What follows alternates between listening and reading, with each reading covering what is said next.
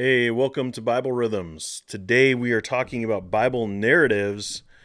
I hope you're doing well. I did not plan this properly yet again. Forgot to put up the little thumbnail announcement thing, so I'm assuming that probably the majority of you that are going to watch this are going to watch it on the rewatch. But if you're here, hey, do me a favor, hit the like button. So even though I didn't tell people that I was going to be streaming, you might be able to tell people that I'm streaming by hitting that like button. And let me know, what is your favorite Bible narrative? What would be some of the things that you think are important when you're trying to understand Bible narratives? What this show is about is basically we're just going to do a little bit of a Bible study today. But we like to, just point out a few things about different kinds of scripture passages, what we can learn, what we should be thinking about. So today we're talking about Bible narratives, and let's just get rolling here. So if we're talking about narratives, a lot of people get confused when they talk about narratives because they think when you talk about narratives, you're talking just about stories. And that is kind of a problem because for a lot of people, when they hear story, they think maybe it's true, maybe it's not. And if that's the case, then when they go to the Bible, they're almost thinking like, bedtime stories. Like that this might be true, this might not be true. But a narrative isn't just a story. It is, and we'll see if this fits here. It's a historical story. It's something that actually happened. It's an occurrence that happened. It is giving you sometimes a very detailed, sometimes not as detailed, but there are accounts of different occurrences with different people. And so the Bible is full of narratives. Like the vast majority of the Bible is narrative. I mean, if you look at the Pentateuch, the first 5 books, that's basically all narrative. And then, you get into some of the prophets, and you have some letters basically from God telling a prophet, here's what I want you to say. And so we start stepping away a little bit from the narratives. And then in the New Testament, we do have actually quite a bit of narratives, but it's not the exact same. And we talked about that last week when we were talking about parables. But when we look at narratives, we need to do one big thing, and that is find the main point. When you're trying to study a biblical narrative, that is the most crucial thing. Now, some people are like, well, obviously, you got to find the main point in any text, right? Yes, but narratives, it is so important for you to understand the main point before you start studying things out. So how do you do that? How do you find that main point? Well, the first thing you got to do is read it, right? You got to actually study it. I got the little ones at home today. One of my boys is sick, and I can hear him trying to come down the stairs. Good job, buddy. No, you can shut the door. It's the oldest one. He's okay. He's older. He could watch the other one. But oh, you're coming down anyways? All right. Hey, Andy. We're just having a little family time today. I am streaming right now. So what I meant was hey, bring him up and, shut the door. It is what it is, guys. It's not super professional around here, especially on Fridays. Fridays are just hanging out. Yeah. Charlie, why don't you go upstairs, bud? Last time I let him around with the streaming stuff, he was grabbing cameras. He was doing all kinds of things. You gonna go watch Bluey? I don't know. You try real hard. I'm just in my basement, guys. I don't have any space to have an office or anything. This just looks like an office. This is my basement. Their toys are right over there. So I understand why they want to be down here so bad. Plus, what is Dad doing? He's downstairs. He's got all his tech stuff. Those things are shiny. That light is really shiny. all that kind of stuff. Anyways, Jeremy's here, and he just hopped in and said, but my middle name is David. Am I good? No, you're still not good. One, you're totally depraved, so there's that. But also, well, you have the righteousness of Christ. So I guess in a way you are good, but no, not when it comes to making David about you. We'll talk about that. The reason why I put it in there. We'll get into it. But how do you find that main point in a narrative? Well, you read it first. You read the whole passage. That's super important. Some people really skip this because some of these narratives are really long. And sometimes, you're trying to do your Bible study really quickly. And a lot of us automatically go to the Pauline epistles or something like that because you can look at 2 verses, study those 2 verses out really deeply. And yeah, you can look at the context a little bit, but you don't have to read 70 verses in order to get that context. So some of us just run there and we neglect some of these narratives, but the narratives are important. So take your time, read the narrative. That's super important. And then I would say, look at the dialogue. If you're trying to figure out what is the main point of a narrative, sometimes it's very difficult if you're trying to just look for actions. If you're just trying to see like, all right, what did this person actually do? Where were they? And sometimes you can really get distracted by some of like the context, some of the cultural things that we've talked about several times on this show. But if you look at the dialogue, if you look at what is said, that will usually give away what the main point of a narrative is. Like you'll figure it out because they're talking about it.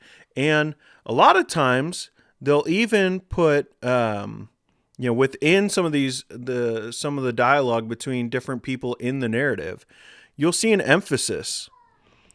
So look for that emphasis. Look at different things that are said. Now, sometimes it is in the narrative it is in the dialogue that things are being said repeatedly. There's no V in that.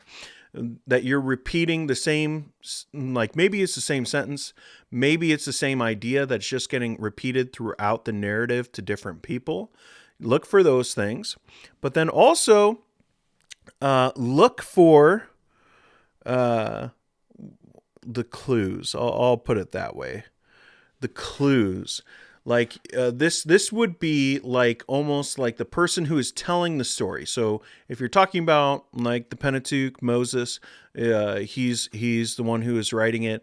Whoever is writing that narrative, sometimes they drop little clues so that you'll understand what the main point of this narrative is.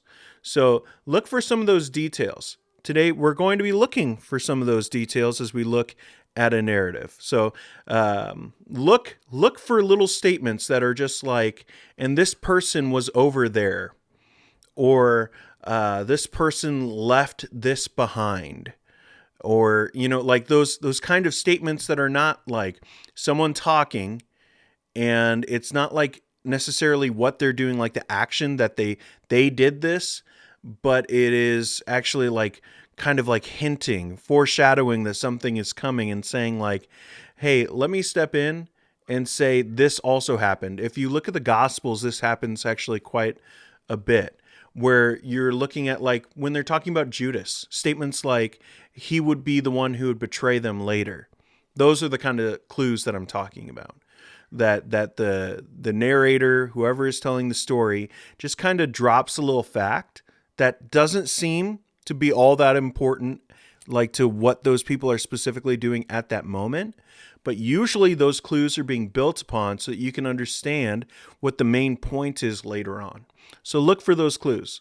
Not everything is a clue, so don't go on Blue's Clues all over the place trying to find, is this going to be meaningful? Is this going to be meaningful? But if you're really stuck trying to figure out what the main point of a specific narrative is, go back and look for those clues, those little statements from the storyteller, the one who is writing it down, the one who is saying it. And usually you'll be able to figure it out from those kinds of things. But dialogue is probably the most important. So, that being said, let's go over and let's look at a narrative. All right, let's go to a really famous one. We're going to read it, and it's okay. All right, I know that when I read scripture on my show, I can see the analytics. I can see people dipping out. All right, I understand. But in order to understand a narrative, you got to read it. You got to read it in its entirety. So we're going to do that. And I'll stop every once in a while and make a couple little notes here and there. And you guys let me know what you're thinking about things here in the chat, and we'll stop. We'll take a little break in a little bit, and we'll hop into that. But let's go over here. All right, so we're in 1 Samuel chapter 17. And so most of you guys will know this is probably, I would say this is probably the most famous narrative in the Bible. Like the one that people know, that isn't just, the creation story or Jesus died on the cross, but I'm talking about like occurrences that are outside of those two huge moments. This is probably the most famous narrative. So let's look at it. So 1 Samuel 17, the Philistines gathered their forces for war at Soka in Judah and encamped between Soka and Azekah and Ephes Dammim. Yep, all the names. Saul and the men of Israel gathered and camped in the valley of Elah. Then they lined up in battle formation to face the Philistines. The Philistines were standing on one hill, and the Israelites were standing on another with a ravine between them. Then a champion named Goliath from Gath came out from the Philistine camp. He was 9 feet. Here's one of those clues. Like, look at the descriptions. You know, yes, he is a giant, so there's that. But why would someone in a narrative give us this much description on someone? All right. He was 9 feet, 9 inches tall, and wore a bronze helmet and a bronze scale armor that weighed 125 pounds. Dang. All right, that's a lot. There was bronze armor on his shins, and a bronze javelin was slung between his shoulders. His spear shaft was like a weaver's beam, and the iron point of his spear weighed 15 pounds. In addition, a shield bearer was walking in front of him.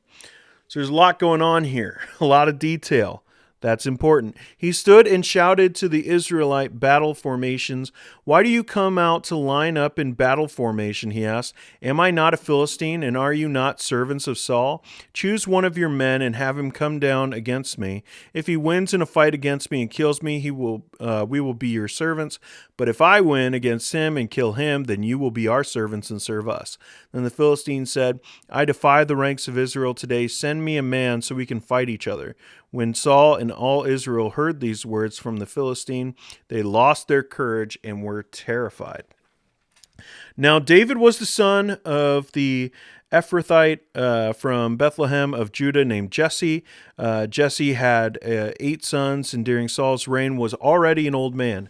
Jesse's 3 oldest sons had followed Saul to the war, and their names were Eliab, the firstborn, Abinadab the next, and Shammah the third, and David was the youngest. The 3 oldest had followed Saul, but David kept going back and forth from Saul to tend his father's flock in Bethlehem.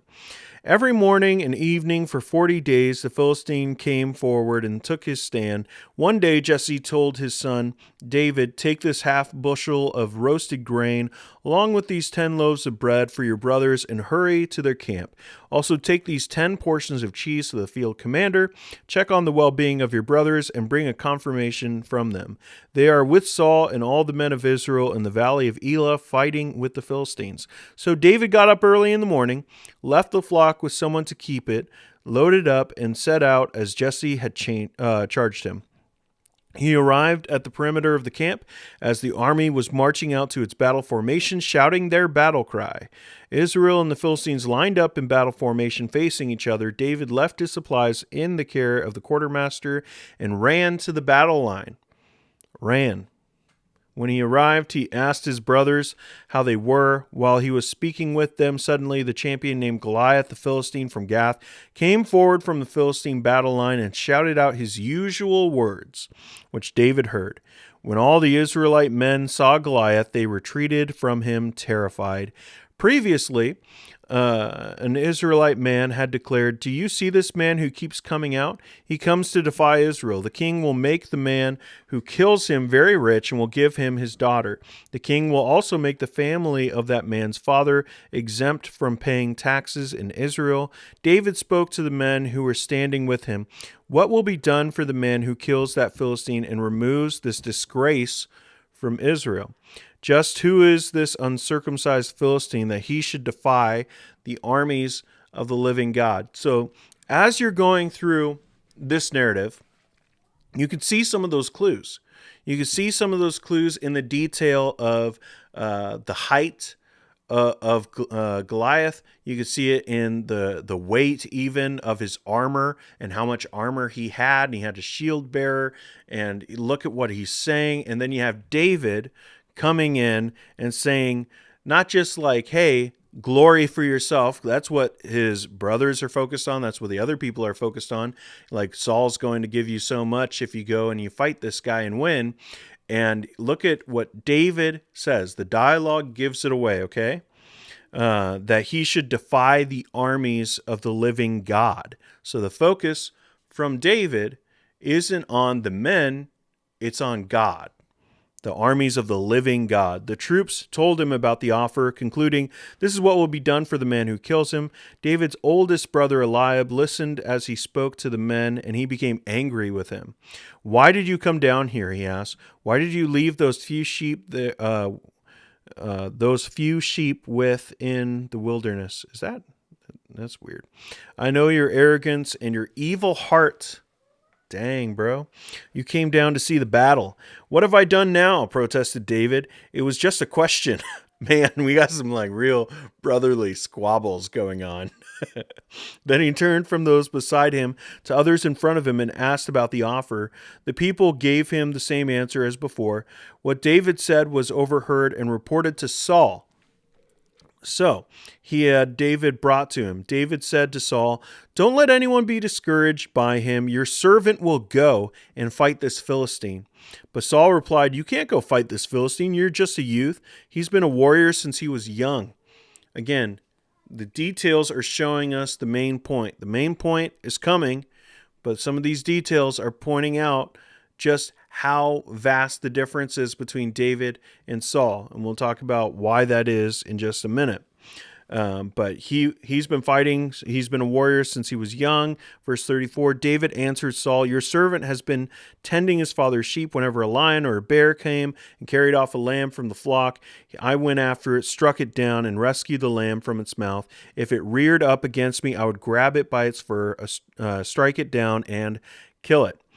Your servant has killed lions and bears. The uncircumcised Philistine will be like one of them, for he has defied the armies of the living God." Then David said, "The Lord who rescued me from the paw of the lion and the paw of the bear will rescue me from the hand of the Philistine." Saul said to David, "Go, and may the Lord be with you." Then Saul had his own military clothes put on David. He put a bronze helmet on David's head and had him put on armor. David strapped his sword over the military clothes and tried to walk, but he was not used to them. "I can't walk in these," David said to Saul. "I'm not used to them." So David took them off. Instead, he took his staff in his hand and chose 5 smooth stones from the wadi and put them in the pouch in his shepherd's bag. Then with his sling in his hand, he approached the Philistine. We'll stop there for a sec and see what you guys are saying here in the chat. Let's see. David's here. Says, "I wholly and vehemently resent the stream's thumbnail." Well, you know, you're not that David. How about that? You're not that David. Pappy Winky, I love the story of Elijah when he wanted to die and God took care of him, giving him rest and caring for his need while he builds back his strength. That's a beautiful narrative. Yes. Real talk. I love this topic though. It's a great teaching point. You rock, Dean. I appreciate that, David. He also says, "I used to read and look for places where I could find myself. Now I look for Jesus Christ. The former is much more fulfilling and humbling." So he knows where I'm going. Jeremy, this is the word of God. Don't you dare leave while he's reading. Yeah, I mean, like, yes, but also I understand. I am that guy who also skips when I see people just reading long passages. No judgment. I'm just saying I'm trying to show you. I'm trying to illustrate a point as we read it. David says, just before the Great Commission, we get this little insight. When they saw him, they worshipped him, but some doubted, right? Those little points, they matter. You get a picture of Goliath's worldly strength, pride, and most egregious heresy, followed by David's small stature, lack of training, but also his righteous indignation and faith in Yahweh. Yes, yeah, that's definitely here. David's brothers show us the kind of resistance the faithful face when trying to defend God's name. I mean, yes, I would say as like application, yes. But yeah, I get what you're saying. So important to understand descriptive versus prescriptive text, yes. Jeremy, I see two types of people. The Bible doesn't say literally, the word doesn't show up. Two, every passage is about me. Yeah. Yep. I think those are all really solid points. All right, let's keep here. I think it was at verse 45 or no, verse 41. The Philistine came. Is that? Oh, it's right there. All right. The Philistine came closer and closer to David with the shield bearer in front of him. When the Philistine looked and saw David, he despised him because he was just a youth, healthy and handsome. Oh, he hates his handsome face. He said to David, am I a dog that you come out against me with sticks? Then he cursed David by his gods. Come here. The Philistine called to David, and I'll give your flesh to the birds of the sky and the wild beasts. Hardcore. David said to the Philistine, you come against me with a sword, spear, and javelin, but I come against you in the name of the Lord of armies, the God of the ranks of Israel. You have defied him. Today the Lord will hand you over to me. Today I'll strike you down, remove your head. Whoa. David! I always think of like Schitt's Creek, which is a show. It's like the name of a creek, okay? But David! And then also I think of Independence Day. David! Forget my lawyer. That's the impression that you get from me today. But you don't hear about that one. You don't hear about that one with the little kid stories and the thing. I will remove your head, Goliath. Oh, man. All right. Where was I? Yes. But I come against you in the name of the Lord of armies, the God of the ranks of Israel. You have defied him. Today the Lord will hand you over to me. Today I'll strike you down, remove your head, and give the corpses of the Philistine camp to the birds of the sky and the wild creatures of the earth. Then all the world will know that Israel has a God. And this whole assembly will know that it is not by sword or by spear that the Lord saves. For the battle is the Lord's. He will hand you over to us. When the Philistines started forward to attack him, David ran quickly to the battle line to meet the Philistine. David put his hand in the bag, took out a stone, slung it, and hit the Philistine in his forehead. The stone sank into his forehead, and he fell face down to the ground. David defeated the Philistine with a sling and a stone. David overpowered the Philistine and killed him without having a sword. Notice, again, these are the clues I'm talking about. How, like you already said it. They already said that he won. David defeated the Philistine with a sling and a stone. David overpowered the Philistine and killed him without having a sword. David ran and stood over him. He grabbed the Philistine's sword. Again, this is the stuff that you don't tell the kids. He grabbed the Philistine's sword, pulled it from its sheath, and used it to kill him. Then he cut off his head. When the Philistines saw that their hero was dead, they fled. The men of Israel and Judah rallied, shouting their battle cry and chasing the Philistines to the entrance of the valley, to the gates of Ekron. Philistine bodies were strewn all along the Sharim road to Gath and Ekron. When the Israelites returned from the pursuit of the Philistines, they plundered their camps. David took Goliath's head and brought it to Jerusalem, but he put Goliath's weapons in his own tent. And then you get into some of this other stuff, some of the tension between Saul and David. So, what's the main point, guys? As we read this, as we looked at some of the clues, and as I said, when you're looking at a narrative, the dialogue gives it away usually. Usually the dialogue will tell you exactly what the main point of a narrative is. So what is that? I'll ask you guys who are here in the chat. It's not a test, but you can give me what you think the main point of this narrative is. Let's see. Jeremy says, not in reference to that, but I know there are more, but those are the two that stick out most times. Yeah, talking about those other points he was making. David. Saul shows us how people try to overcome spiritual battles and other physical means. Okay, yeah. And says, Jeremy, David is my middle name too. Did we just become best friends? Aw, that's so cute, guys. And solid impression. I appreciate it. Fred says, at times people confuse applying the truth of Scripture with seeing themselves as the character God used to reveal a truth, principle, or doctrine. God, through Jesus alone, gets the glory. Yep. And David is quoting Revelation 12. They conquered him by the blood of the Lamb and by the word of their testimony, for they did not love their lives to the point of death. So he says, true victory is in God. Yeah. Salvation belongs to the Lord. That's the point of this narrative. We get a lot of clues talking about how pathetic David is.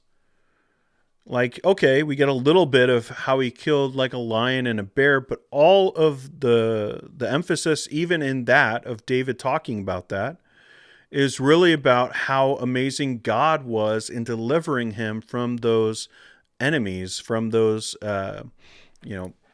dangers. So the point of this entire narrative has been repeated throughout the whole narrative, is that Goliath is strong, that Goliath has all the weaponry, that Goliath has all the experience, and David has nothing. He literally has nothing. He can't even wear the armor of Saul. He can't put it on. He just gets some rocks, and he starts flinging the rocks. And that God is the one who gives him the victory.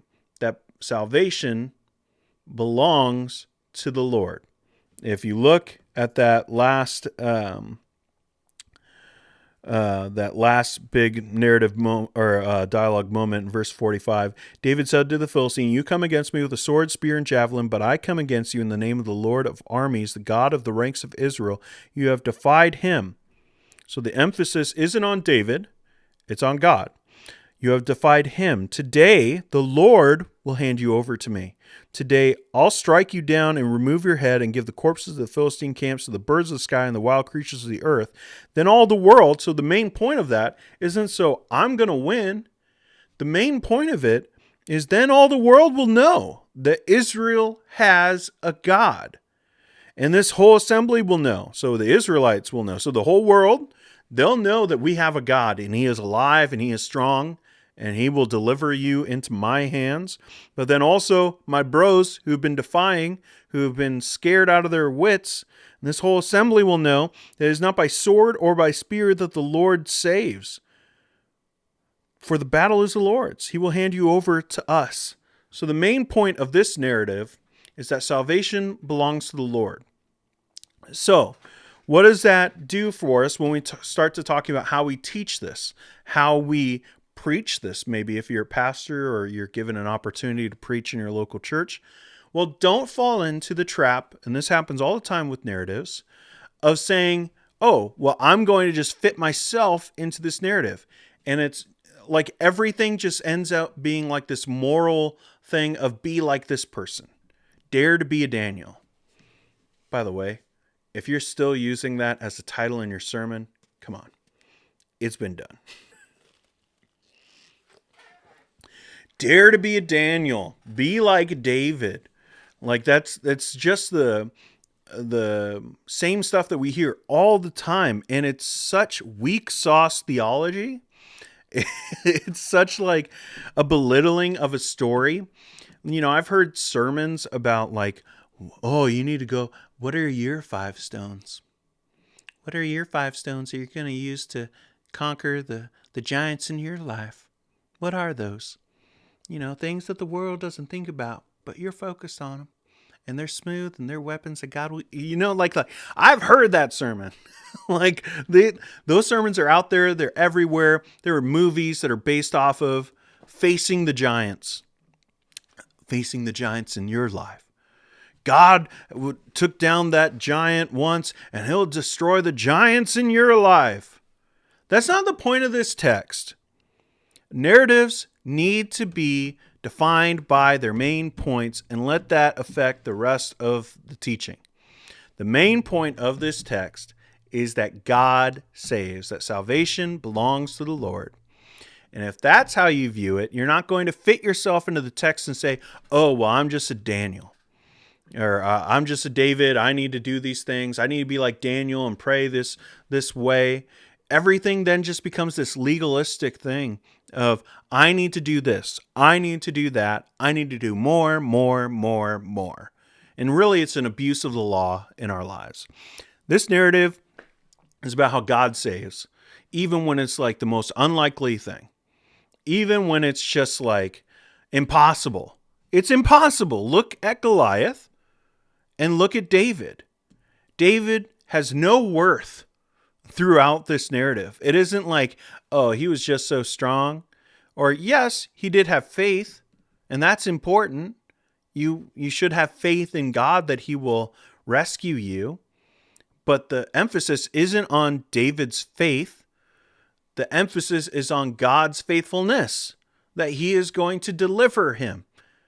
And David is just basically there to trumpet that message. So for us, as we look at a text like this and you're thinking about teaching it, don't put the emphasis on David. You're not a David, right? Matt Chandler got famous partly due to saying that, or at least he made the saying famous. You're not David. Stop putting yourself into narratives. You're not there. You know who is there? God's there. So focus on him and let that narrative speak for itself. Let it show you what the main point is. And let that then, as you find that main point, then you can go back and look at some of these items, look at some of these sayings, and see a little bit more of the bigger picture of why David ends up saying this thing. It's it doesn't matter about 5 stones. It doesn't matter how many stones it was. It doesn't matter if it was, it was in, like I've heard sermons about it being, oh, it's in the brook and it's not just in the sand, and what that means. Come on. We're reaching.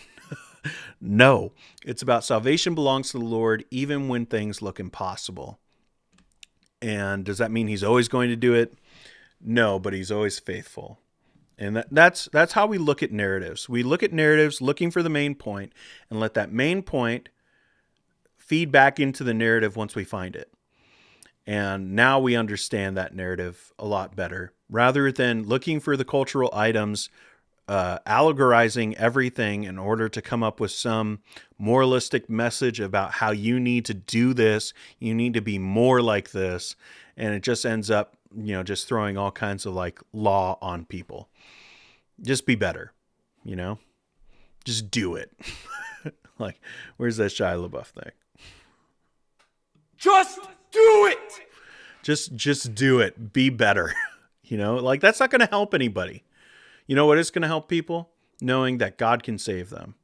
Even when they've wrecked up their lives like crazy, even when it looks impossible, even when things are just crazy out of hand, and there's some kind of force over there saying like, you're not going to win this at all. God can save you from that. And it might not look the same way. You might not be taking that giant's head home. Okay. But come on. So that's how we deal with narratives. We look for the main point and let the main point feed back into how we understand that narrative. So let's see. David also said, David had zero confidence in himself. If we want to find ourselves in the story, we're more like the quivering army of Israel, waiting on an unassuming Christ to come save us. Yeah, I would say that's true because if you look in Acts chapter 2 and Peter's sermon, he definitely uses David as a type of Christ. So I would say that's pretty true. I mean, it's laughing, but I'm not going to show that because that's a weird name. Pappy Winky, our habits of putting ourselves in the narrative of God is such a good example of why we have bad theology and why liberalism is so pervasive when it comes to biblical truth. I completely agree. David, I preached this a little while ago. It was called I Know Who I Am. I rested on realizing that I'm not David. I was a fearful, frozen soldier. David points to Christ. Yeah, like I said, I'm fine with that. But the main point is that salvation belongs to the Lord. Like, God is the one who saves, and he gets all the glory. I think it was John Calvin who said something to the effect of, if we could get even just a little bit, that we, like, salvation belongs to us, even the littlest bit, we are robbing God of glory. And so that would go against sola deo gloria, to God alone be the glory. Louise, hopping in here right before we're done. Good morning, Brother Dean. Blessings to you all here. I appreciate that. I appreciate you guys hopping in. Good way to drink my coffee and talk about the Bible a little bit. It's always fun. But yeah, that's about it. If you liked this, if you like me talking about the Bible and how to understand the Bible every other Friday in this Bible Rhythms videos, hit the like button. And hey, something's coming today. I'm supposed to get a package that's going to change things a lot, and that's because you guys have given to this little channel. I'm trying to make it a little bit better, trying to improve some things, and you can help me. I'm still asking for more donations. Like, the two biggest items are taken care of. Like, you guys have given quite a bit, and I appreciate it. And every dollar going right back into this thing. But there are a few other things I would like to get to just make it a little bit easier to do more videos. And so, yeah, if you feel led in that way, you don't have to. I'm not begging, but I'm asking and seeing, hey, do you want to help me make this channel a little bit better? $5, $10 makes a big difference for some of these things I want to get. So just think about that. But no pressure. Liking the video is a big way to do that as well, to help out the channel. Joel's here and says, I'd watch Bible Rhythms every single day, sending you a donation. I appreciate that, man. Yeah, I love doing these videos. It's probably my favorite videos to do, just to sit and talk about the Bible and look at the Bible with you guys. I want to do some more of these things, but yeah. Tim, do you have any interesting little known facts or tidbits on David and Goliath? Not off the top of my head, not anything crazy. But that's the point. You look at the narrative, get the main point, let that feedback in, and then you can start looking for those cultural things. Because if you start looking for the cultural things right off the bat, not that you're saying that, Tim. I know you're not saying that. But if you were to do that and start looking for those interesting things, you're probably going to mess up the main point. Look for the main point first in a narrative, and then you can go and start looking for other stuff. So that's all I got for you guys. I appreciate you being here. I will see you on Monday for Theo Live. I don't know. My wife is working tomorrow night, so I might do like a little AMA stream once I got a new lens. That's what's getting delivered today, and I want to mess with that. So, maybe I'll do a little stream tomorrow night, but don't hold me to it. Just have your notifications on, and then you'll know whether I'm going to or not. But anyways, guys, I hope you have a great rest of your Friday and a good weekend. And at the very latest, I will see you on Monday for Theo Live. See you then.